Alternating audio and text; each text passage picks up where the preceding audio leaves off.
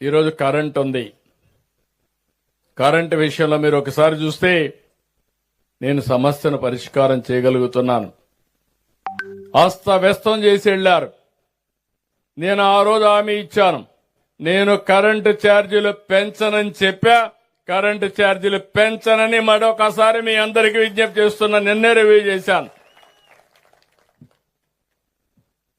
ఎందుకంటే అనేకమైన వినూత్నమైన కార్యక్రమాలతో ముందుకు పోయాం.